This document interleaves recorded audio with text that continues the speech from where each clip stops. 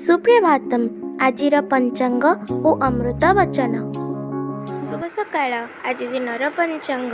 आज श्री श्वेतवराह कल्पर वैवस्वत मन्वंतर द्वितीयपरार्ध दक्षिणायन वर्षा ऋतु श्रावण मास शुक्लपक्ष द्वादशी तिथि सोमवार चुकाप्त 5128 विक्रम संबत 2083 अगस्ट मासर 24 तारीख।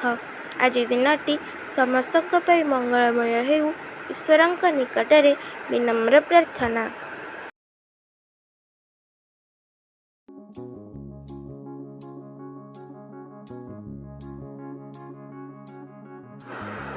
कामना लोभ क्रोध सेही नरकर तीनी द्वार सेही जहार उच्च मन थिब एहाकु त्याग से करिब।